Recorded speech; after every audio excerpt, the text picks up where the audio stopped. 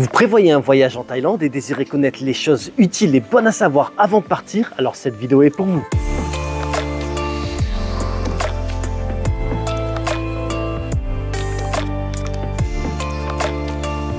Salut les amis, c'est Monsieur Puss et dans cette vidéo, je vais vous donner 25 choses utiles à savoir avant de venir en Thaïlande. Et en numéro 1, on commence par les visas. Alors là, je vais vous parler de la manière la plus simple d'obtenir un visa pour entrer en Thaïlande, pour faire du tourisme, donc en tant que touriste. Et c'est donc l'exemption de visa qui vous donne 60 jours en Thaïlande. Alors, si vous avez entre autres un passeport français, belge, suisse, du Luxembourg, italien, enfin il y a toute une liste de passeports qui peut bénéficier de 60 jours à l'arrivée en exemption de visa. C'est-à-dire que vous arrivez avec votre passeport, vous le présentez à l'immigration et pam, on vous met un tampon, vous avez 60 jours. Vous pourrez rester un maximum de 60 jours. Cependant, faites attention, il faut quand même un passeport qui est en cours de validité d'au moins 6 mois. Ça veut dire que votre passeport expire dans un minimum de 6 mois.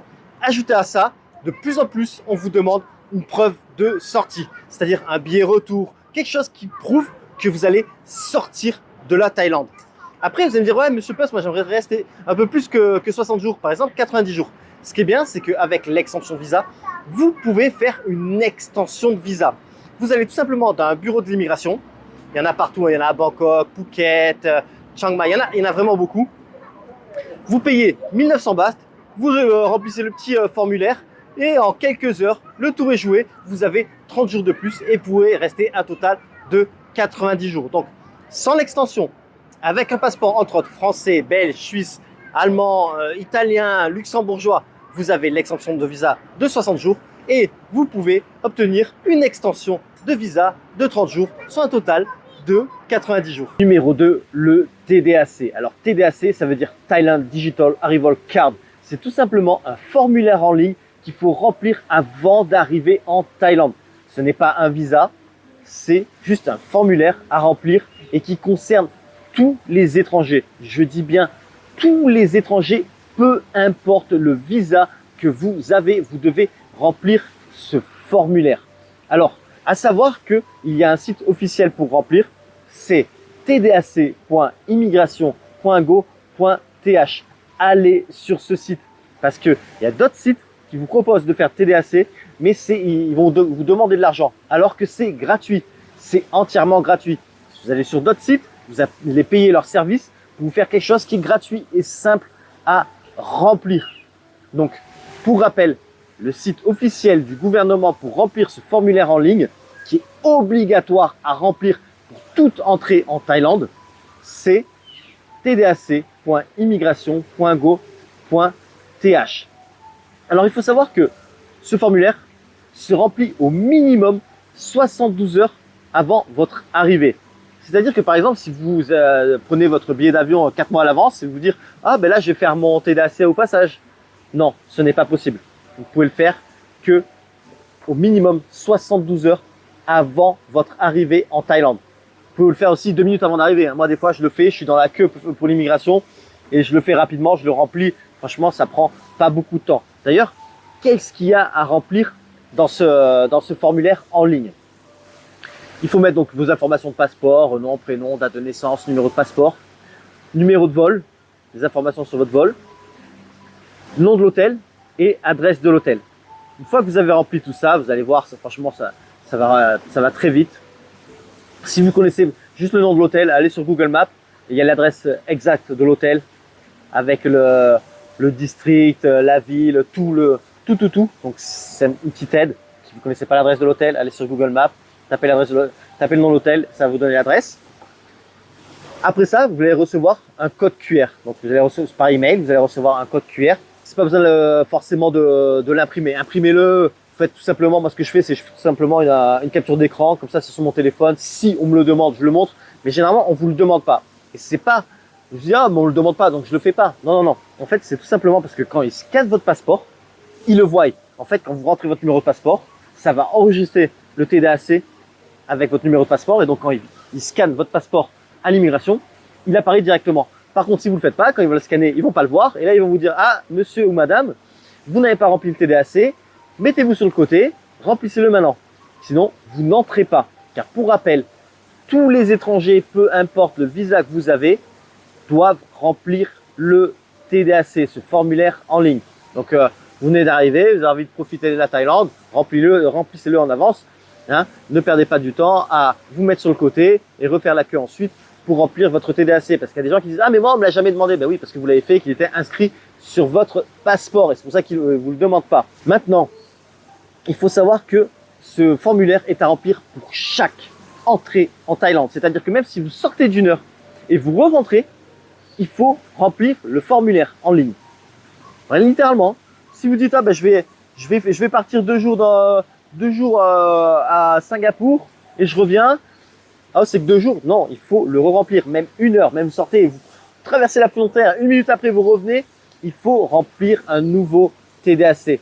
Donc, pour rappel, le site officiel, c'est tdac.immigration.go.th et c'est un formulaire facile à remplir qu'il faut remplir minimum 72 heures en avant votre arrivée en Thaïlande et qui est obligatoire.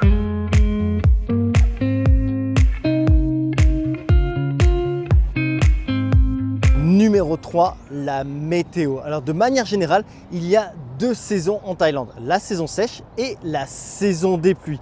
La saison sèche va de novembre à fin avril et la saison des pluies de mai jusqu'à fin octobre, avec le mois de mai et le mois d'octobre qui sont des mois de transition. Donc on n'est pas vraiment, en mai on n'est pas vraiment dans la saison des pluies. Et en octobre, on n'est pas encore vraiment dans la saison sèche. Donc c'est un peu au petit bonheur la chance. Des fois, ça va être sympa, des fois, ça va être un peu moins. Donc la saison sèche, maintenant, à savoir, c'est que le meilleur moment, vraiment, le pic où il fait le meilleur, c'est de décembre à février. C'est aussi là où il y a le plus de touristes. Mais franchement, c'est agréable. Les températures sont bonnes, sont douces, enfin douces. Entre guillemets, on reste en Thaïlande, il fait quand même chaud. Et c'est là où vous avez le moins de chances de pluie. Donc ça, franchement, c'est le top. Par contre, il y a quelque chose à savoir, c'est que le mois d'avril, c'est le mois le plus chaud en Thaïlande. Vous allez déguster, clairement. Ensuite, il faut aussi savoir que de fin février jusqu'à presque mi-avril, c'est les brûlis. Alors, qu'est-ce que c'est les brûlis? Les brûlis, c'est une technique ancestrale agricole qui consiste à brûler la végétation sur une terre pour la fertiliser. Sauf que là, on ne parle pas d'1 hectare, 2 hectares, 3 hectares, on parle de milliers et de milliers et de milliers d'hectares qui sont en feu et qui créent des pics de pollution. Donc Chiang Mai, Chiang Rai, tous ces coins-là, de fin février à mi-avril, c'est un air vraiment toxique. Je rigole pas, vraiment, il y a des pics, des fois, c'est l'horreur. Pour vous dire, il y a même des moments, il y a eu des années où pendant les pics de brûlis, c'était les villes les plus polluées du monde. Donc franchement, prenez ça en considération si vous prévoyez de visiter Chiang Mai et Chiang Rai de fin février à mi-avril. Donc il n'y a pas de date exacte pour les brûlis. En fait, ça dépend vraiment quand les terrains sont vraiment secs et qui peuvent brûler la végétation. Ensuite, on va parler maintenant de la saison des pluies. Alors la saison des pluies, ça ne veut pas dire qu'il pleut tout le temps. Généralement, ce qui se passe, c'est que vous avez une grosse averse qui ne dure pas 30 minutes à 2 heures et en fin d'après-midi, début de soirée. Alors oui, il peut y avoir une averse à un autre moment de la journée, mais généralement, c'est ça. Après aussi, oui, il peut y avoir des jours où il pleut toute la journée, mais c'est vraiment rare. C'est vraiment rare. La saison des pluies, c'est vraiment ça. Une grosse averse qui ne dure pas, généralement, en fin d'après-midi, début de soirée. Et ce qui est génial, c'est que tout est vert, c'est trop beau, notamment dans le nord et tout ça, dans l'est, c'est magnifique. Les cascades sont pleines d'eau et il y a beaucoup moins de touristes. Vraiment beaucoup moins de touristes, les hôtels sont moins chers, le voyager en Thaïlande de manière générale est moins cher pendant la saison des pluies. Alors si vous désirez voyager pendant la saison des pluies, je vous donne un petit conseil. Restez flexible. Pourquoi? Parce que si vous allez à un endroit où la météo devient vraiment catastrophique, si vous êtes flexible, vous pouvez partir et aller à un endroit où la météo est meilleure. Comme ça au moins, vous pouvez continuer à profiter de votre voyage sans le gâcher. Donc à retenir, le meilleur moment pour partir avec la meilleure météo, c'est vraiment décembre à fin février. Retenir que les brûlis, c'est vraiment un moment pas agréable, c'est dans le nord du pays et c'est généralement de fin février à mi-avril. Et savoir que la saison des pluies n'est pas non plus dramatique, il ne peut pas toute la journée, tous les jours. Les prix sont moins chers il y a moins de touristes et si vous êtes flexible, vous pouvez vraiment profiter de la Thaïlande. Numéro 4, Internet et carte SIM. Alors vous allez trouver de la Wi-Fi à l'hôtel et dans certains restaurants et cafés. Mais quand on voyage, on se pose toujours la même question. Quelle carte SIM choisir pour avoir Internet facilement? Il existe plusieurs options, mais pour moi, la solution la plus simple et la plus pratique, c'est clairement la eSIM Holafly. Holafly, c'est un opérateur qui vous donne accès à Internet dans plus de 200 destinations à travers le monde. Et ce qui est pratique avec la Thaïlande, c'est que vous avez les données en illimité. Comme ça, pas besoin de compter vos gigas ou pas de stress à l'idée de tomber en rate d'Internet à un moment important de la journée, comme si vous êtes perdu et que vous avez besoin d'utiliser Google Maps ou pour réserver un taxi. Grâce à Holafly, dès que vous arrivez à l'aéroport, vous pouvez avoir Internet avant même de passer l'immigration.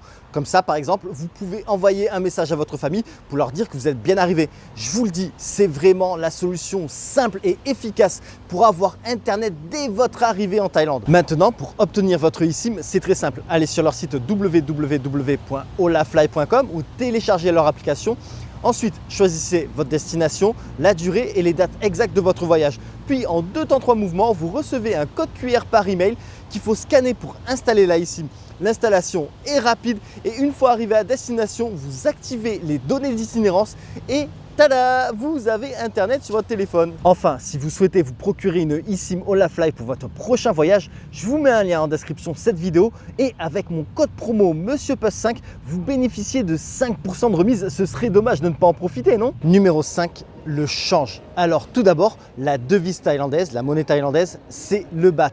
Et des bahts, croyez-moi que vous allez en avoir besoin en espèces. Même si, on va en parler un peu après, vous pouvez utiliser votre carte bancaire, mais ce n'est pas non plus partout. Donc il vous faut des espèces. Et donc comment avoir des espèces? La première option, c'est de faire du change à votre arrivée. Alors sachez que si vous changez votre argent en France, vous allez vous prendre un coup de fusil. Vous allez avoir un taux clairement désavantageux. Vous allez perdre beaucoup d'argent. Pareil à l'aéroport, la majorité des bureaux de change vont aussi vous mettre un coup de fusil et vous donner un taux vraiment désavantageux. Sauf quand vous arrivez à l'aéroport de Suvarnabhumi à Bangkok, descendez là où il y a le train et vous allez voir le bureau de change qui s'appelle Super Riche. Donc allez là où il y a, suivez la direction pour prendre le train, pour prendre le métro. Et vous allez voir, quand vous y allez arriver, cherchez le bureau de change Super Riche, celui que je suis en train de vous montrer juste là. Ici, franchement, il vous propose un taux extrêmement compétitif, mais vraiment très compétitif. Donc n'hésitez pas à changer votre argent ici aussi. Après, dans Bangkok, il y a également d'autres bureaux de change super riches qui proposent aussi des taux extrêmement compétitifs. Ce n'est pas une pub du tout, j'ai rien à gagner, strictement rien à gagner. Au contraire, je vous fais gagner de l'argent grâce à ce conseil. Allez au bureau de change super riche pour avoir un taux compétitif. Maintenant, vous allez me dire, ouais, on peut aussi retirer au distributeur. Oui, vous pouvez retirer au distributeur, mais des fois, le taux de change n'est pas top. Et en plus, vous payez des frais de retrait, des frais de distributeur. Numéro 6, les cartes bancaires. Alors oui, en Thaïlande, vous pouvez utiliser votre carte bancaire pour payer dans les hôtels, les restaurants, les centres commerciaux, certains magasins. Sauf qu'il y a des frais plus ou moins cachés. Tout d'abord, certains hôtels, certains restaurants ou magasins vous disent pour régler en carte bancaire, c'est 3% de plus. Alors en plus, souvent, la majorité du temps, c'est pas écrit et on va vous sortir ça de nulle part. En fait, c'est juste pour vous pousser à payer en espèces. Alors bon, ça peut créer des situations un peu compliquées en disant non, mais c'est pas écrit quelque part, pourquoi vous me faites payer 3% en plus, nanana. Surtout que bon, quand c'est un gros montant, si vous réglez plusieurs nuits d'hôtel ou vous faites un restaurant bien cher, ça peut vraiment être un certain montant. Donc déjà, vérifiez, demandez, bonjour, si je paye par carte bancaire, y a-t-il des frais? Voilà, des frais de l'établissement. En plus de ces frais, des frais un peu plus cachés, c'est les frais bancaires. Alors tout d'abord, les frais bancaires sont de 2 manières. Le premier, c'est les frais sur transactions étrangères. Donc beaucoup de banques vont vous facturer des frais parce que vous utilisez votre carte à l'étranger. Ça, c'est la première manière dont ils vous prennent votre argent. La deuxième manière, c'est que votre banque va vous donner un taux de change qui ne sera pas à votre avantage. Donc, ils vont gagner aussi sur le taux de change. Donc, ils vont gagner sur les frais, ils vont gagner sur le taux de change. Parce qu'il ne faut pas croire que quand vous payez en carte, vous avez le taux de change en direct, le taux de change du jour. Non, non, non. Ils se prennent aussi une commission. Donc en fait, si pour peu que vous payez les 3% du magasin ou de l'hôtel ou du restaurant, plus les frais bancaires qui sont sur les frais de transaction et le taux de change désavantageux, à la fin, je ne vous raconte même pas combien ça vous coûte. Alors déjà, pour éviter ces frais bancaires, les frais de transaction à l'étranger et pour avoir un taux de change avantageux, je vous recommande d'avoir une carte d'une banque en ligne, telle que Boursorama Bank, Revolut, N26. À titre personnel, moi j'ai N26 et franchement, ça marche très bien. J'ai jamais eu de problème. D'ailleurs, je vous mets un lien en description si vous voulez souscrire et ouvrir un compte chez N26 et avoir une carte chez eux. Clairement, vous allez économiser des centaines d'euros parce que vous n'aurez pas à payer des frais de paiement à l'étranger et vous allez avoir le taux de change du jour. Et pour concernant les 3%, demandez-le à l'avance. Donc quand vous arrivez à un hôtel, à un resto, à un magasin, dites si je paye par carte, est-ce qu'il y a des frais? Oui ou non? Voilà, au moins c'est clair, il n'y a pas de surprise. Numéro 7, les itinéraires. Alors je comprends que si c'est votre première fois en Thaïlande, vous avez envie de tout voir. Mais si vous y voyagez une courte durée, genre 10 jours à 2 semaines, il va falloir faire des choix. Parce que sinon, vous allez bâcler votre voyage et passer à côté de tant de choses, de toutes les beautés que la Thaïlande a à offrir. Et en plus, vous allez passer pas mal de temps dans les trajets. Donc franchement, ce ne sera pas forcément un voyage réussi. La Thaïlande, c'est un pays à multifacettes. Vous avez des montagnes, des collines, des campagnes, des îles, des plages. Bangkok qui est une ville énorme et qui a tant à offrir. Donc mon conseil, c'est faites un choix sur ce qui vous plaît le plus, ce qui vous donne le plus envie de découvrir. Faites-vous un itinéraire qui vous permet de profiter et pas de courir. Et après, si la Thaïlande, ça vous a plu, vous pouvez prévoir un autre voyage et visiter d'autres parties de la Thaïlande. Maintenant, si vous avez 1 mois ou 60 jours, 2 mois en Thaïlande, là, vous pouvez plus prendre votre temps. Et mon conseil, là, c'est de vous rester flexible et vous garder des journées de libre. C'est-à-dire, comme ça, s'il y a un endroit qui vous plaît, vous pouvez rester plus longtemps. Et à l'inverse, s'il y a un endroit qui ne vous plaît moins, vous pouvez partir pour aller à un lieu qui peut éventuellement mieux vous convenir. Donc, si vous restez une courte durée, faites un choix sur ce qui vous attire le plus. Et si vous restez une longue durée, gardez une certaine flexibilité et des jours libres pour mieux profiter d'endroits qui vous plaît. Numéro 8, se déplacer. Alors on va commencer par les longs trajets. Et évidemment, le moyen le plus rapide, mais aussi le plus cher de se déplacer, c'est en avion. Alors, ce qui est bien en Thaïlande, c'est que vous avez des aéroports domestiques un peu partout. Alors, regardez la destination où vous désirez aller. S'il y a un aéroport domestique qui s'y trouve pas trop loin, comme ça, vous pouvez y aller en avion. C'est plus rapide, mais certes plus cher. Ensuite, vous avez le train. Alors, le train, c'est très lent, c'est pas cher. Par contre, le réseau ferroviaire en Thaïlande n'est pas aussi développé que le réseau ferroviaire en France. Donc, ça ne couvre pas tout le pays. Regardez bien encore une fois là où vous voulez aller, s'il y a une gare de train pas très loin. Maintenant, le moyen, le moins cher et surtout le plus pratique qui va vous emmener littéralement partout en Thaïlande, mais partout, c'est le bus. Alors c'est lent, hein, ça va prendre une plombe si vous allez super loin, ça va vraiment prendre des heures et des heures et des heures et des heures, mais vous allez partout. Alors ce que vous pouvez faire, c'est aussi une combinaison de 2 moyens de transport, train et bus, ou avion et bus, en fonction de où vous allez. Voilà, regardez le coût, regardez le nombre d'heures que vous passez dans les transports. Et donc voilà, sur des longs trajets, vous avez l'avion, le train et le bus qui va partout. Passons maintenant au moyen trajet. Alors j'appelle une distance moyenne de 100 à 300 km. Encore une fois, vous avez le bus qui vous amènera littéralement de partout. Ça coûte pas cher, mais c'est lent. Ensuite, vous avez le train. Encore une fois, le réseau ferroviaire n'est pas extrêmement développé. Donc regardez là où vous voulez aller. C'est une gare de train qui n'est pas trop loin. Puis sinon, vous avez un moyen qui est plus cher, un peu plus rapide, c'est d'avoir un chauffeur, c'est-à-dire un taxi pour une longue distance, quelqu'un qui a son van ou sa voiture et qui conduira son véhicule sur une longue distance. Ça, par exemple, ça se réserve, entre autres, sur One2Go Asia. Je vous mets le lien en description. Moi, plusieurs fois, je réserve là quand j'ai besoin de véhicules pour faire de moyennes distances. Donc, c'est-à-dire, vous avez le chauffeur, ils amènent du point A au point B, et voilà, c'est fait. Ça coûte plus cher, mais c'est un peu plus rapide et c'est plus confortable et plus intimiste. Enfin, intimiste. C'est-à-dire, vous voyez, j'ai pas comme avec tout le monde dans le bus, ça peut être bruyant ou pour peu qu'il y en ait un qui est un peu malade, il vous fait un peu trop de caisse foireuse. Là, ça vous avez des odeurs qui vont pas bien. Le train, pareil, ça peut être bruyant. Donc voilà, c'est une option aussi de se déplacer avec un chauffeur qui a son véhicule. Maintenant, passons aux courts trajets, comme par exemple les trajets en ville. Et donc la première chose qui vous vient évidemment en tête, c'est d'utiliser le taxi. Alors clairement, c'est facile de trouver un taxi. Par contre, il faut faire attention aux arnaques. C'est-à-dire que déjà, si vous montez dans un taxi et qu'il ne veut pas mettre le metteur, le petit compteur, franchement, descendez. Descendez parce que ça sent l'arnaque, clairement. À moins que vous ayez déjà défini un prix pour la distance, pour le trajet que vous voulez faire. Sinon, descendez. C'est soit mis le compteur, soit vous avez déjà défini un prix ensemble qui vous avantage l'un et l'autre.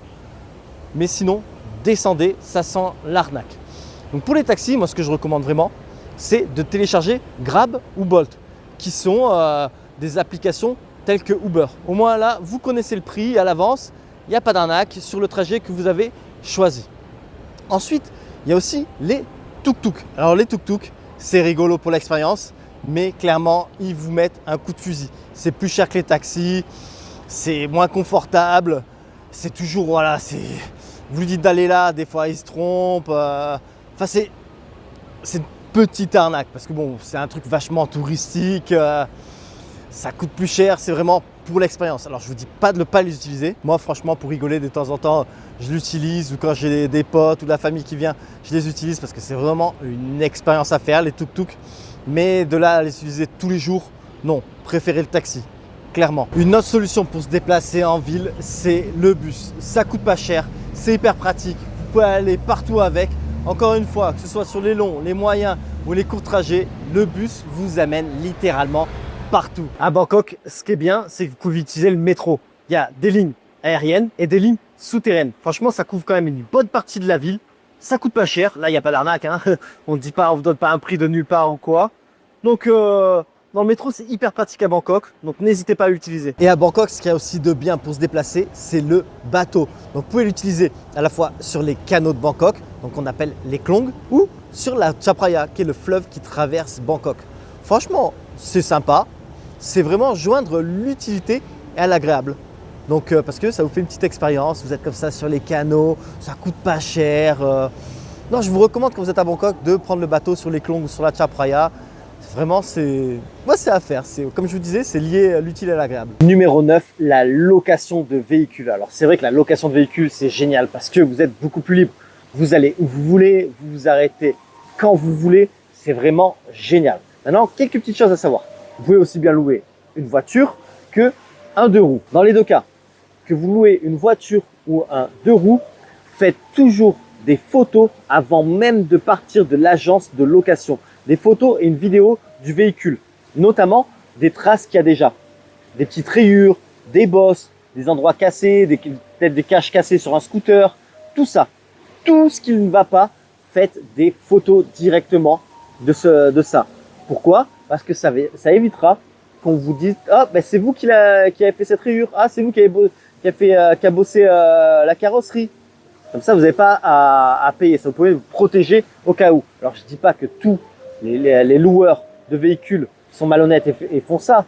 Mais mieux vaut prévenir que guérir. Donc, première chose, toujours faire des photos et des vidéos du véhicule. Quel que soit le véhicule que vous louez, quel que soit le loueur. On ne sait jamais. Voilà, comme ça vous protège. Si vous venez et qu'on vous dit « Ah, ben regarde, cette rayure, elle n'était pas... » Regarde, j'ai fait la photo de cette rayure le jour où j'ai pris le véhicule. Et là, il va vous dire « Ouais, mais comment on sait ?» En fait, vous allez dans détail de photos et vous voyez le jour et l'heure à laquelle a été faite la photo. Donc, comme ça, il voit très bien que c'était au moment de la location. Vraiment, avant même que vous sortez avant même que vous partez avec le véhicule. Autre chose à savoir, il y a certains loueurs qui demandent une carte de crédit quand vous louez une voiture.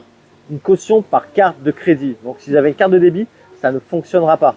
Certains ne le demandent pas, certains le demandent. Dans tous les cas, beaucoup vont vous demander un dépôt comme ça, une caution ou de laisser votre passeport. Alors franchement, quitte à laisser quelque chose, laissez plutôt une caution en espèces que votre passeport. Parce que avec votre passeport, il peut vous tenir. Il y a quelque chose qui se passe, il peut dire, ah ben je te rends pas ton passeport. Qu'est-ce que vous faites là? Comment vous faites? Là, ça part d'un drame, faut appeler la police, ça. C'est une horreur. Donc, laissez du cash plus que votre passeport. Il y a même il y en a qui acceptent juste une photocopie du passeport. Bon, voilà, c'est nickel, c'est top.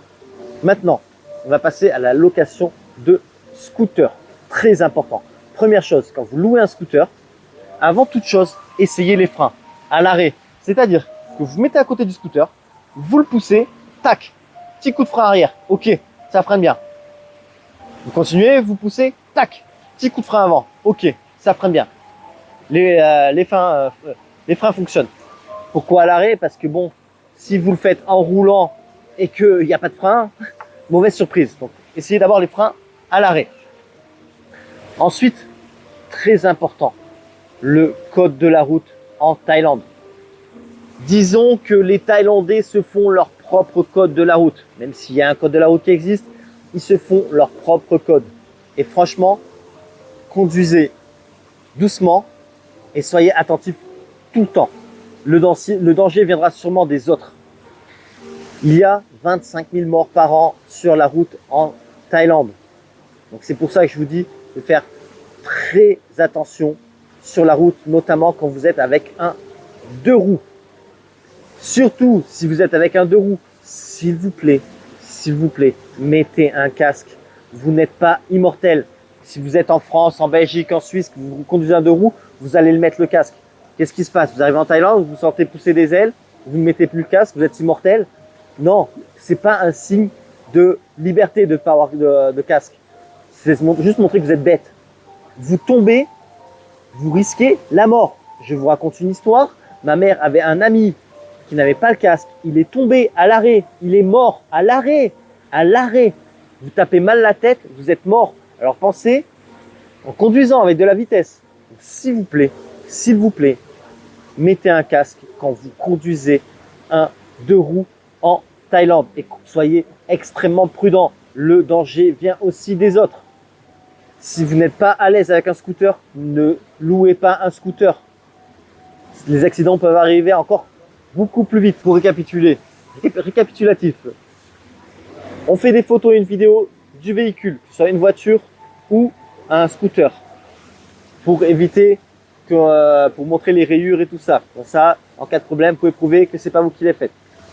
Carte de crédit, au cas où on vous demande. Donc, si vous voulez louer une voiture, envoyez un petit message, un petit email avant. Bonjour, est-ce que il faut une carte de crédit pour louer le véhicule? Au moins, c'est clair, il n'y a pas de mauvaise surprise. Si vous arrivez à un loueur de véhicule qui vous demande une carte de crédit avec une carte de débit, comment vous faites? Vous perdez du temps pour aller voir un autre et tout ça. Donc voilà, un petit message, ça va vite. Scooter, essayez les freins. Regardez l'état général du scooter, les pneus, tout ça. Et conduisez prudemment avec le casque. Numéro 10, le permis international. Et oui, si vous louez un véhicule pour conduire en toute légalité, il vous faut un permis international qui sera associé à votre permis normal que vous avez français, belge, suisse, ce que vous voulez. Donc ça, c'est primordial. Il vous faut un permis international pour rouler légalement, mais pour aussi être couvert par votre assurance si vous avez un accident. Cependant, sachez que pour avoir un permis international en France, cela prend plusieurs mois.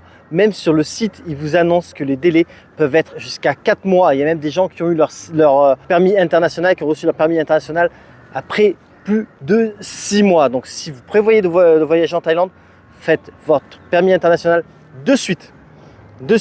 Voilà.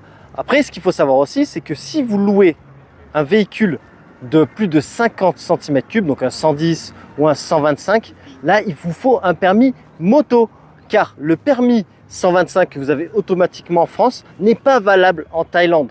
Donc, si vous voulez louer un scooter, il faut également que vous ayez le permis moto. Sinon, vous êtes dans l'illégalité. Ils sont dans les droits de vous mettre une amende et évidemment, vous ne serez pas assuré. Donc, c'est très important parce qu'il y a beaucoup de gens qui conduisent des scooters et qui n'ont pas le permis moto. Alors, c'est sûr, tant qu'il vous arrive rien, tout va bien. Mais si vous arrive quelque chose, là, c'est plus la rigolade. Donc voilà, permis international. Et si vous comptez louer un scooter, il vous faut le permis moto. Si vous êtes français, ça ne marche pas pareil. En France, vous avez le permis d'office quand vous avez le permis voiture, vous donne le permis 125. Ici, ça ne compte pas. Il vous faut le permis moto pour une location d'un scooter.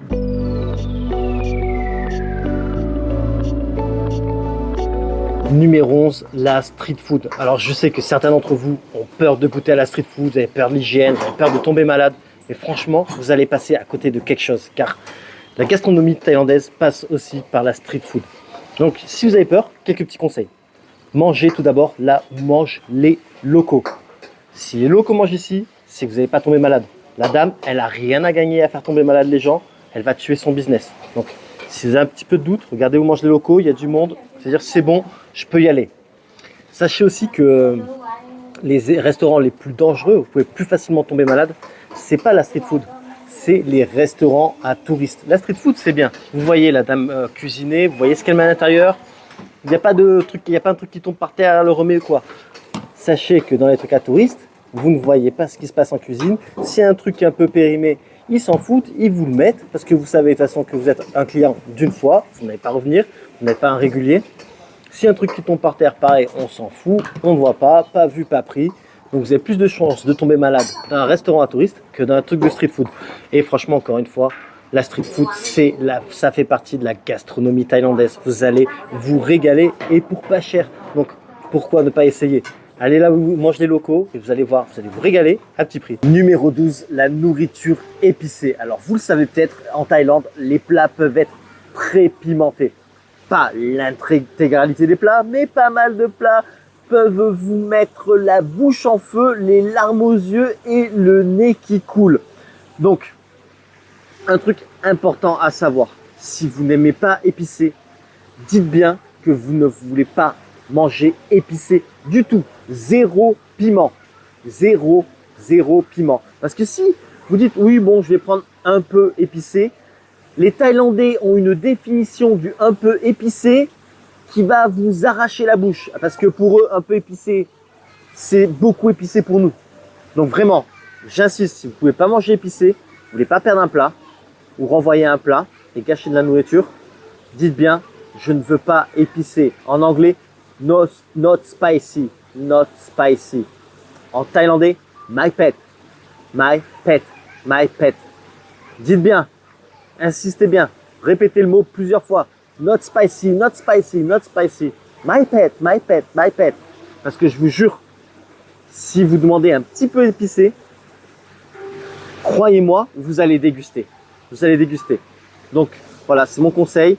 Si vous voulez, si les piments c'est pas votre truc, ou que même vous aimez épicé mais un tout petit peu, sachez que leur définition du un petit peu, c'est beaucoup pour nous. En numéro 13, les vaccins. Alors il faut savoir que pour entrer en Thaïlande, il n'est pas obligatoire d'avoir tel ou tel vaccin. Maintenant, à titre d'information, moi ça fait plus de 8 ans que je voyage non-stop en Asie du Sud-Est et j'ai uniquement le vaccin contre l'hépatite et le vaccin contre le tétanos.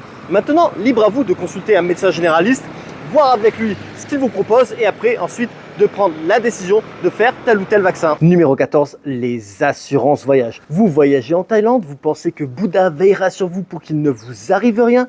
Je ne parierai pas trop sur ça car un accident en voyage peut arriver bêtement et plus rapidement que ce qu'on ne le pense. Par exemple, vous descendez des escaliers ou un trottoir, vous ratez une marche, bam, c'est une entorse ou une fracture. Une intoxication alimentaire qui tourne au roussi et qui se finit en hospitalisation. Ou vous avez un accident de la route, par exemple vous vous faites renverser. Et croyez-moi qu'en Thaïlande, des frais médicaux ou hospitaliers coûtent des centaines voire des milliers d'euros, idéal pour gâcher votre voyage et après le voyage. Donc pour voyager sereinement, voyager assuré. Et pour cela, je vous recommande ACS Assurance qui vous donnera une bonne couverture à un tarif très compétitif et en plus de ça, ils sont super sérieux. Donc si ça vous intéresse, je vous mets un lien en description. Vous cliquez dessus, comme ça vous pouvez faire un devis, voir combien ça vous coûte et croyez-moi que en cas de pépin, vous allez économiser énormément, mais énormément d'argent. Car pour rappel, un accident en voyage, ou que ce soit en Thaïlande ou ailleurs, peut arriver bêtement et plus rapidement que ce qu'on ne l'imagine. Donc voyage assuré, comme ça vous voyagez sereinement. Numéro 15, les billets d'avion. Alors vous me demandez souvent comment économiser de l'argent sur les billets d'avion et il y a plusieurs techniques. Tout d'abord, utilisez un comparateur de prix tel que Google Flight ou Skyscanner qui va vous lister différents sites internet et compagnies aériennes pour une même destination. Donc vous allez voir déjà tous les prix et pouvoir les comparer. Ensuite, soyez flexible aussi bien au niveau du temps que du lieu de départ. Je m'explique. Par exemple, il vaudra mieux partir un mardi ou un mercredi qu'un vendredi ou un samedi. Ensuite, pour le lieu de départ, il est peut-être mieux d'arriver et de partir à Milan, Zurich, Francfort, Paris que Nice ou Marseille. Je vous donne un exemple. Par exemple, moi cet été, je vais arriver à Milan et repartir de Milan. Donc je vais faire Bangkok-Milan, Milan-Bangkok. Après, je prends le train jusqu'à Nice. Le train, ça coûte pas très cher et j'économise énormément d'argent. Là, j'ai payé 614 € pour ce vol-là, aller-retour avec Qatar Airways, donc qui est une très bonne compagnie. Alors que si je faisais le même trajet Bangkok-Nice, Nice-Bangkok, c'était plus de 900 €. C'est-à-dire que j'économise 300 €. Allez, on enlève le prix du train, allez à 70 balles, j'économise plus de 230 € en faisant de cette manière. Donc, regardez, jouez avec les différentes destinations. Par exemple, si vous êtes, vous voulez partir de Nice ou de Marseille, ben regardez si c'est pas moins cher de partir de Paris, de Zurich, de Milan. Vous allez économiser pas mal d'argent en regardant, en réservant comme ça. Ensuite, une autre technique, c'est de prendre des billets avec escale, plus qu'un vol non-stop. Alors, si vraiment vous voulez prendre un vol non-stop, bon ben, effectivement, ce sera plus cher, mais au moins vous faites tout d'un trait. Mais par exemple, moi je prends un vol avec escale, je fais juste une petite escale à Doha de même pas 3 heures, et pareil pour le retour, une petite escale de même pas 3 heures, c'est-à-dire le temps que je descende de l'avion, je me dirige vers le terminal où je vais repartir, je me prends un café, c'est passé. Et ça vous permet d'économiser déjà de l'argent. Donc numéro 1, les comparateurs de prix. Numéro 2, regardez s'il faut être flexible au niveau du temps et du lieu de départ. Et numéro 3, peut-être rajouter une escale pour diminuer le prix. Après, quand je dis rajouter une escale, ça ne veut pas dire des escales de 10 heures. Après, c'est sûr, quand il y a des grandes escales, des longues escales, c'est moins cher. Mais bon, vous n'allez pas passer 10 heures à un aéroport, c'est horrible. Mais vous faites comme vous voulez. Si vous le sentez, vous pouvez le faire aussi. Voilà. Ou même mieux, faire une escale, par exemple, de 2 jours quelque part et repartir. C'est à vous de voir. Mais ça, c'est les 3 techniques pour payer ces billets d'avion un peu moins chers.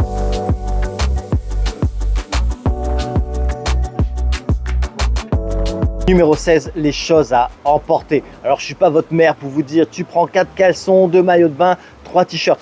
Pour rappel, en Thaïlande, il fait chaud, voire très chaud. Donc, prenez des vêtements fins et légers. Et prenez aussi une petite veste au cas où si vous venez dans le nord du pays en hiver. Parce qu'en début de soirée, début de matinée, il peut faire un peu frais. Ceci dit, la chose vraiment importante à savoir, c'est vos médicaments. Concernant vos médicaments et traitements importants. Prenez vos médicaments et traitements dans votre bagage en cabine ou dans votre sac à main. Pourquoi? Parce que si vous mettez vos médicaments ou traitements importants dans votre bagage en soute, ils peuvent être perdus ou arriver en retard.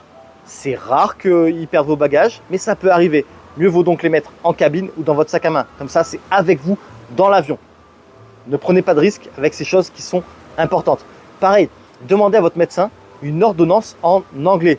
Si au cas où vous avez besoin d'avoir ces médicaments, faites une ordonnance en anglais. Mais c'est bien de vous les procurer à l'avance parce qu'ici, ça peut être sous un autre nom. Le même médicament peut être sous un autre nom. Ou peut même, vous n'allez peut-être pas le trouver. Donc voilà, le conseil numéro 1, c'est vraiment de prendre vos médicaments au traitement avec vous en cabine, sac à main, bagage en cabine. Pareil pour les lentilles de contact. Les lentilles de contact, lentilles de vue, mettez-les, prenez-en d'avance parce que peut-être ce sera compliqué d'en trouver ici. Vous n'allez pas peut-être trouver celles qui sont à votre vue ou qui vous conviennent. Donc, dans le bagage en cabine ou dans le sac à main. Pour les filles, prenez aussi la pilule avec vous. Pourquoi? Parce que déjà, c'est pas commun ici en Thaïlande. Les filles ne prennent pas beaucoup la pilule. Et en plus, peut-être que vous n'avez pas trouvé celle qui vous convient. Donc toujours, on la prend, bagage en cabine ou sac à main. Pareil toujours pour les femmes. Prenez des tampons. Si quand vous avez vos règles, vous avez pour habitude d'utiliser des tampons, sachez qu'ici en Thaïlande, les filles utilisent majoritairement des serviettes hygiéniques. Donc, c'est peut-être compliqué, notamment en dehors des grandes villes, de trouver des tampons. Donc, prenez des tampons avec vous. Maintenant, la chose à ne pas emporter, c'est un adaptateur. Les mêmes prises, ici, on peut utiliser les mêmes prises qu'en France. Donc, vous n'avez pas besoin d'adaptateur. Ne dépensez pas de l'argent dans un adaptateur qui sera donc inutile en Thaïlande. Numéro 17, le linge. Et là, vous allez vous dire, mais de quoi il veut nous parler ce monsieur Puss? En fait, c'est plutôt une technique pour éviter de perdre du linge quand vous le donnez à laver. Si vous donnez votre linge à laver à un hôtel ou à une blanchisserie, enfin n'importe où, ce que je vous recommande, c'est tout d'abord de faire une photo de tous les vêtements que vous allez donner. Donc par exemple, vous les mettez sur un lit et vous faites une photo de tous les vêtements. Pourquoi? Parce que comme ça, s'il y en a un qui est perdu, vous pouvez le montrer à l'hôtel ou à la laverie, à la blanchisserie et dire regardez, il me manque ce t-shirt. Et là au moins, ils peuvent fouiller et le chercher et potentiellement le retrouver. C'est pas, je dis pas que vous allez avoir du vol ou quoi, mais des fois ça peut arriver qu'un vêtement soit perdu. Moi, petite histoire à titre personnel, une fois, il me manquait un t-shirt. Du coup, je vais à la blanchisserie, je leur dis regardez, il me manque ce t-shirt là. Et ils ont cherché, en fait, elle était tombée derrière la machine à laver. C'est un petit accident qui peut arriver, mais voilà, comme j'avais la photo, ils ont pu chercher et ils l'ont rapidement retrouvé. Donc quand vous donnez des vêtements à laver, n'hésitez pas tout d'abord à faire une photo. Comme ça, en cas de problème, c'est plus facile pour le retrouver. Numéro 18, l'insécurité. Alors, le risque zéro n'existe nulle part. Cependant, le taux de probabilité qu'il vous arrive quelque chose en Thaïlande est vraiment extrêmement faible. Avec un peu de bon sens, il ne vous arrivera rien. Je veux dire, le taux d'insécurité est 1000 fois, peut-être 10 000 fois inférieur à celui de la France et de même de l'Europe de manière générale. Donc, si vous avez peur de voyager en Thaïlande par rapport à l'insécurité, ne vous faites pas de soucis. Comme je vous le dis, le risque zéro n'existe nulle part, mais avec un peu de bon sens, il ne vous arrivera rien. Mesdames, ici, vous pouvez vous habiller comme vous voulez. Petit short, habillé sexy, sortir à n'importe quelle heure du jour ou de la nuit. Peu importe le quartier, de peu importe la ville, il ne vous arrivera rien, on ne vous embêtera pas. S'il y en a qui vous embêtent, c'est sûr c'est des étrangers. C'est clair, ce ne sera pas des Thaïlandais, ce ne sera pas des gens d'Asie de l'Est ou d'Asie du Sud-Est. Vraiment, ici, je ne dis pas, voilà... laissez votre porte-monnaie. Et encore, laissez votre porte-monnaie. La dernière fois, anecdote, j'étais dans le métro, il y a quelqu'un qui a oublié son porte-monnaie sur le siège. Les gens s'asseyaient à côté, genre il y avait une distance de sécurité avec le porte-monnaie. Personne ne le touchait, personne ne l'a pris. Personne, j'ai fait tout le trajet comme ça, de chez moi à l'aéroport, personne n'a touché au porte-monnaie. Et quand le train est arrivé à destination, l'agent de sécurité rentre toujours pour vérifier s'il n'y a plus personne parce que c'est le terminus. Et là, il a pris le porte-monnaie. Donc, c'est un exemple pour vous dire que voilà, si c'est un blocage que vous avez peur de voyager en Thaïlande pour l'insécurité, non, clairement, ici, c'est un pays sûr. Numéro 19, la communication. Alors, dans les grandes villes et les lieux touristiques, ça va être relativement facile de trouver des gens qui parlent anglais. Et maintenant, vous allez me dire, non mais monsieur Puss, moi je parle pas anglais. Alors, que vous parliez anglais ou que vous ne parliez pas anglais, c'est pas grave. Votre meilleur ami, ce sera Google Translate. Google Translate, c'est tout simplement une application, un traducteur. Clairement, c'est votre meilleur compagnon pendant n'importe quel voyage. Quand vous ne parlez pas une langue, Google Translate. Mais on en parle un peu plus tard. Sinon, une autre technique pour vous faire comprendre quand vous ne parlez pas anglais, pas thaïlandais, que vous parlez que français, c'est d'expliquer en montrant des images ou des lieux. Par exemple, vous voulez aller à un temple, vous montrez à un chauffeur la photo du temple pour qu'il comprenne. Ou quand vous avez un hôtel, prenez toujours une carte, la carte de visite de l'hôtel.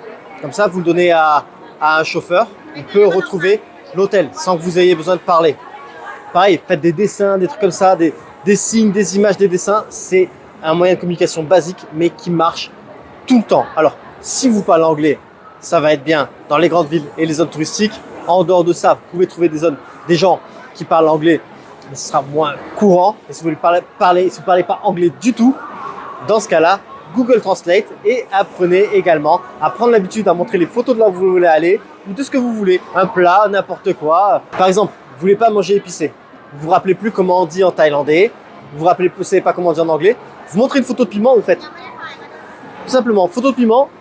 Ils comprennent que vous voulez pas manger épicé. Voilà. Numéro 20, les applications à télécharger. Alors, j'en ai déjà parlé précédemment dans la vidéo, mais des applications qui vont vous être super utiles, c'est Grab et Bolt, qui sont l'équivalent de Uber. Alors, d'une, ça va être super parce que vous allez éviter de vous faire arnaquer. Avec Grab ou Bolt, le prix est affiché à l'avance pour le trajet que vous avez choisi de faire. Comme ça, il n'y a pas d'arnaque, il n'y a pas de mauvaise surprise. En plus, ce qui est bien, c'est que vous n'avez pas besoin de parler anglais, pas besoin de communiquer, parce que vous choisissez le point où on vient vous chercher et vous choisissez le point où on vous dépose et on vous donne le prix enfin toute une sélection de prix en fonction du véhicule que vous choisissez, mais au moins vous connaissez le prix et vous pouvez choisir l'endroit exact où on vient vous chercher et où on vous dépose. Donc comme ça, si vous avez des soucis de communication, ne parlez pas anglais, pas de problème, et ça évite toutes les arnaques. Alors maintenant, c'est quoi la différence entre Grab et Bolt? La différence, c'est que Bolt, c'est moins commun, donc c'est moins cher, mais vous avez plus d'attente. Vous allez plus attendre pour avoir un véhicule. Grab, c'est beaucoup plus connu, c'est un peu plus cher, mais ça reste très très raisonnable, et vous avez beaucoup plus de véhicules, donc vous obtenez un transport beaucoup plus rapidement. Mais ce qui est génial aussi, c'est que vous pouvez vous enregistrer même avec un numéro français. C'est-à-dire qu'avant de venir en Thaïlande, vous pouvez télécharger Grab, vous vous enregistrez avec votre numéro français et comme ça, dès que vous sortez de l'aéroport, vous pouvez utiliser votre application. Mais à la condition, bien évidemment, d'avoir Internet dans votre téléphone. Et ce qui est génial aussi, c'est que vous pouvez enregistrer votre carte bancaire. Comme ça, tous les trajets se retirent directement de votre carte bancaire. Donc c'est vraiment un gros avantage. Ce sont deux applications qui sont vraiment utiles. Comme je vous dis, ça vous facilite la vie au niveau de la communication, pour les transports et pour éviter les arnaques. Une autre application qui va vous être vachement utile, c'est Google Translate. Google Translate, c'est tout simplement un traducteur. Alors ce qui est génial, c'est que vous pouvez traduire de n'importe quelle langue à n'importe quelle langue. C'est-à-dire du français au thaïlandais, du français à l'anglais, de l'anglais au thaï, ainsi de suite. Ça, c'est génial. Alors tout simplement, première fonction, c'est que vous écrivez votre texte et ça va le traduire dans le texte de la langue que vous avez choisi. Donc par exemple en français, vous avez choisi thaïlandais. Donc ça, ce qui est bien, c'est que vous pouvez écrire et montrer à la personne, elle le lit et donc elle peut comprendre ce que vous lui demandez. Ensuite, vous pouvez utiliser le micro. Je vous montre. En fait, vous avez un micro, vous parlez dans la langue de votre choix et ça dit dans la langue de votre choix. Regardez. Donc là, j'ai mis français et ça va le dire en thaïlandais. Bonjour, je suis Monsieur Puss et je suis le meilleur youtubeur voyage en Asie. Attention, attention, hop là. สวัสดีครับผมคือมิสเตอร์บอสและผม Mr. คือ Boss. ยูทูบเบอร์ด้านการท่องเที่ยวที่ดีที่สุดในเอเชีย Voilà, bon, elle m'a transformé Monsieur Puss à Mr. Boss. Je prends aussi. Enfin voilà, et encore mieux. Par exemple, vous avez des menus qui sont qu'en thaïlandais. Vous pouvez utiliser la fonction caméra. Donc vous appuyez sur la fonction caméra, la caméra s'ouvre, vous pointez vers le menu ou l'affiche ou ce que vous voulez qui est écrit en thaïlandais ou dans la langue de votre choix et ça va vous le traduire en français, en anglais ou dans la langue de votre choix. C'est incroyable, c'est super pratique. Franchement, pour communiquer avec les locaux ou quand vous êtes dans des situations comme vous êtes perdu ou quoi, vous avez vraiment besoin de parler, de vous exprimer, franchement, ça vous sauve et ça vous aide. C'est vraiment indispensable. Vraiment, s'il faut télécharger une application, c'est Google Translate. Une autre application super pratique, c'est Currency. Currency, c'est un convertisseur de devises. Et ça va vous être utile, par exemple, pour connaître des prix exacts. Convertir des prix, par exemple, du baht à l'euro. Donc, vous mettez le prix en baht et ça vous donne le prix en euros. Ou par exemple, vous voulez changer de l'argent. Voilà, vous voulez voir si on va vous donner un bon taux. Et donc, par exemple, vous voulez changer 100 euros, vous mettez 100 euros et vous voyez combien ça fait en baht. Comme ça, vous voyez si vous perdez beaucoup ou pas lorsque vous changez de l'argent. Donc franchement, c'est hyper pratique. Vous pouvez même la télécharger, peu importe le voyage où vous allez. À chaque fois que vous avez une devise différente, franchement, ça vous aidera justement à connaître les prix de la devise du pays où vous êtes à l'euro ou quand vous changez de l'argent. Par exemple, comme je vous disais, vous changez 100 euros, vous allez savoir combien on va vous donner plus ou moins pour savoir si on vous arnaque et on vous prend une grosse part, un gros pourcentage au moment du change ou au contraire, c'est un bon deal. Dernière application que je vous recommande de télécharger, c'est AccuWeather. AccuWeather, c'est tout simplement une application météorologique qui vous permet de connaître la météo. Alors, vous allez me dire, ouais, mais il y en a plein des applications de météo. Pourquoi celle-là, elle est mieux que les autres? Ce que j'aime bien déjà, c'est que vous pouvez voir la météo jusqu'à 45 jours. Alors, je vous garantis pas la fiabilité de la météo à 45 jours, mais ça vous donne un petit aperçu. En plus de ça, donc d'avoir la météo jour après jour sur 45 jours, vous avez aussi la météo heure après heure sur une journée. Donc ça c'est sympa parce que s'il y a un peu de pluie, regardez, là regardez à 3h de l'après-midi ça se découvre, tiens on va sortir à 3h, on va se faire un petit truc, nanana. Et encore mieux, c'est surtout que vous avez le radar. En fait vous avez une vue satellite des nuages. Bon s'il n'y a pas de nuages, c'est sûr que vous n'allez pas les voir, mais voilà, s'il y a des précipitations et qu'il pleut, vous pouvez voir la taille du nuage, si ça va durer pendant longtemps, s'il se déplace vite ou pas, si c'est un tout petit nuage et dans quelques heures c'est terminé. Puis même voilà, à l'avance vous allez aller quelque part, vous regardez, ah il n'y a pas de nuage, génial, on peut y aller. Ou au contraire, ah il y a 2 nuages, bah, tiens on va descendre à un autre endroit. Enfin descendre ou monter, on va aller à un autre endroit. Donc franchement, comment ça s'appelle, le radar, la fonction satellite, c'est vraiment, comment dire, ça change le game. Parce que vous pouvez vraiment vous donner une idée de la masse nuageuse. Et donc si ça va pleuvoir pendant longtemps, ou pas pendant longtemps, ou s'il va pleuvoir s'il n'y a pas de nuages.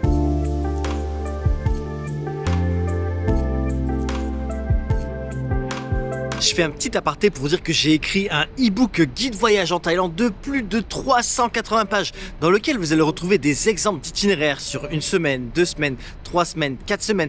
Vous allez également retrouver des destinations détaillées avec les choses à faire et à voir, les hôtels pour tous les budgets, des restaurants où manger. Vraiment, c'est un e-book hyper complet. Ce sera votre meilleur compagnon pour votre prochain séjour en Thaïlande. Maintenant, si vous désirez vous le procurer, c'est simple. Vous allez sur mon site www.monsieurpuss.com ou cliquez dans le lien, sur le lien dans la description. Ça vous amènera directement sur la fenêtre du e-book Thaïlande. Et de là, en 2 temps 3 mouvements, vous avez votre meilleur ami pour votre prochain voyage en Thaïlande. Numéro 21, la visite de temple. Alors quand je parle de visite de temple, je parle du comportement à avoir lorsque vous les visitez. Et il faut savoir tout d'abord que quand vous entrez dans un temple, avant d'entrer dans un temple, il faut avoir vos épaules couvertes et vos genoux couverts. Donc prévoyez des vêtements adéquats. Si, mesdames, par exemple, vous avez un petit short et un petit débardeur, tout simplement prenez un paréo, ça vous couvrira les épaules et vous pouvez couvrir aussi vos jambes. Voilà, tout simplement. Pareil, les hommes, si vous êtes en débardeur, prévoyez une petite chemise, vous mettez une chemise par-dessus, vous pouvez même la laisser ouverte du moment que les épaules sont couvertes. Donc pour rappel, épaules et genoux couverts. Ensuite, pour rentrer dans l'enceinte même du temple, il faut se déchausser. Surtout, déchaussez-vous quand vous voyez qu'il faut enlever ses chaussures. Alors, le côté pratique, vous savez, moi je suis monsieur claquette, c'est de venir en claquette, vous déchausser et rechausser très rapidement. Maintenant, je sais qu'il y en a qui n'aiment pas marcher pieds nus sur le sol. Donc, si vous êtes en claquette et vous devez les enlever, mais prévoyez tout simplement une paire de chaussettes. Une petite paire de chaussettes comme ça, vous la mettez, vous les enfilez avant de rentrer et vous les enlevez pour remettre vos claquettes, ballerines et chaussures qui se portent sans chaussettes. Maintenant, pour ceux qui ont des tatouages de Bouddha sur le corps, si vous entrez dans un temple, essayez de les cacher, de les couvrir avec un vêtement. On va rien vous dire, mais parce que les Thaïlandais sont très tolérants, mais disons que c'est pas respectueux. Donc, si vous avez des tatouages de Bouddha, cachez-les. Une autre chose, mesdames, surtout, s'il vous plaît, surtout, ne touchez pas un monk. Si vous touchez un moine, il va devoir rentrer dans tout un procédé de purification. Je sais, purification, vous dites, mais quoi, les femmes, on est sales, c'est pas moi qui fais leur religion, hein, c'est pas moi qui fais les lois, je sais, c'est peut-être sexiste, mais voilà, surtout, ne touchez pas les moines. Numéro 22, les moustiques. Alors ça aussi, c'est une question que vous me posez souvent. Est-ce qu'il y a beaucoup de moustiques en Thaïlande? Alors oui, il y a des moustiques en Thaïlande, il y a des zones où il y a plus de moustiques que d'autres, bien évidemment, vous imaginez bien que dans les forêts et les jungles, il y a plus de moustiques qu'en pleine ville, mais cependant, c'est pas non plus un drame. Je veux dire, et je vous mens pas, je suis sérieux quand je dis ça, il y a plus de moustiques sur la Côte d'Azur, moi je viens de la Côte d'Azur, il y a plus de moustiques sur la Côte d'Azur qu'en Thaïlande. Vraiment. Bon, après voilà, il y en a quand même, hein, ils sont quand même là. Si vous êtes goûteux et délicieux comme moi, vous allez être piqué. Voilà. Donc, moi, ce que je vous recommande, c'est de prendre un après-moustique, mais de l'acheter en Thaïlande. En fait, quand vous allez au 7-Eleven, le 7-Eleven, c'est une supérette qu'on trouve littéralement partout en Thaïlande et qui est ouverte 24 heures sur 24. Vous avez un produit à moustiques qui est extrêmement efficace, mais vraiment, vraiment efficace. C'est celui-ci. Il coûte vraiment pas cher. Vraiment, il est donné. Moi, je le ramène tout le temps à ma mère parce que il marche du feu de Dieu. Vous mettez ça, vous battez. Alors, c'est pas un spray. C'est pas un spray. C'est une crème, mais je vous jure, il est incroyable, il est dingue. Donc, n'hésitez pas à l'acheter au 7-Eleven, au lieu d'acheter des sprays en France à 15 balles. Là, ça coûte genre 1,50 € et ça fait l'affaire, ça fait le boulot. Franchement, même, ramenez-en vous en France parce que vous allez être 100% satisfait. C'est pas une pub, encore une fois, j'ai rien à gagner. Moi, c'est celui que j'utilise pour pas me faire bouffer parce que franchement, moi, j'en ai marre de ma relation à sens unique avec les moustiques. C'est-à-dire qu'eux, ils m'aiment et moi, je ne les aime pas. Donc, la seule solution que j'ai trouvée pour casser cette relation, c'est cette solution, c'est cette lotion crémeuse et désagréable pour eux, mais qui du coup devient agréable pour moi. Numéro 23, les singes. Alors il faut savoir qu'en Thaïlande, les singes, c'est clairement pas ce qui manque, notamment dans le sud du pays. Et puis oui, ils sont super mignons, notamment quand ils sont bébés, on a envie de les toucher, tout ça, ils sont trop beaux. Sauf que ce n'est pas le meilleur ami de l'homme. Il faut faire très attention. Une morsure de singe est très vite arrivée et vous pouvez attraper des infections. À partir de là, ça peut vraiment tourner au roussi. Donc clairement, faites attention, ne leur donnez pas à manger. Parce qu'après ça, ils peuvent peut-être vous attaquer. Surtout si vous insistez, si par exemple vous donnez une banane, vous insistez, vous ne lâchez pas la banane de suite, il peut s'énerver très rapidement et vous mordre. Même des fois, ils vous voient, ils vont monter dessus, si vous êtes trop près, monter dessus et peut-être vous mordre. Et ces singes-là ont des super crocs. C'est pas un bébé, hein, avec des demi-dents de lait. Hein. Non, non, non, il faut faire très attention. En plus de ça, ils sont très voleurs. Attention à vos lunettes, attention à votre téléphone, attention à vos sacs à dos. Si vous avez transporté des sacs plastiques, ils vont vous les fouiller pour voir s'il y a de la nourriture. Donc faites très attention. Restez loin des singes. Ne leur donnez pas à manger pour éviter toute attaque et tout vol. Voilà, prenez vos précautions. Surtout ne les touchez pas. Ne les touchez pas. Ne touchez pas leur queue, n'essayez pas de vous les caresser. Si vous leur touchez la queue, vous essayez de les caresser, il va vous attaquer. Le singe, c'est pas un chien. C'est un animal méchant avec l'homme s'il se sent attaqué. Si vous rentrez dans sa zone, ne les embêtez pas, ça peut très mal tourner. Vous pouvez vous faire défigurer par un singe. Donc, il n'y aura pas de danger si vous prenez vos distances. Ne vous en faites pas. Vous pouvez les prendre en photo de loin. Même 2-3 mètres sont suffisants. Voilà, gardez une distance de 2-3 mètres.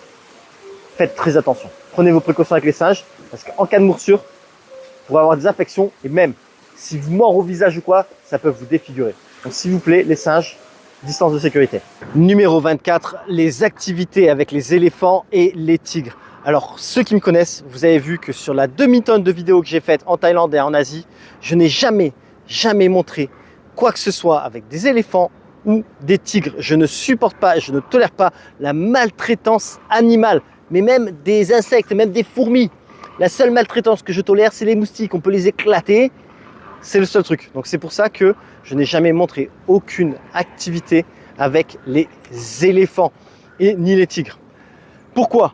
Parce qu'on ne monte pas sur un dos d'éléphant, on ne nettoie pas un éléphant, on ne promène pas un éléphant. Un éléphant n'est pas un chien, ce n'est pas un animal domestique. Un éléphant, dans la nature, il vous fracasse. D'ailleurs, il y a des femmes, des jeunes femmes qui sont mortes. Elles nettoyaient l'éléphant a eu un moment de lucidité, pam, pam, il les a tués. Un éléphant n'est pas un animal docile. Pour qu'il soit docile, il les fracasse, il les tape, il les maltraite, il les enchaîne. Même certains peuvent utiliser des drogues. Parlons des drogues. Les tigres, tous ceux qui voient les photos avec les tigres, oh, on peut les caresser, tout ça. Mais vous croyez que quoi? Un tigre, c'est pas un chat. Un tigre, c'est pas un chat. Ils sont drogués. C'est pour ça qu'ils se laissent toucher.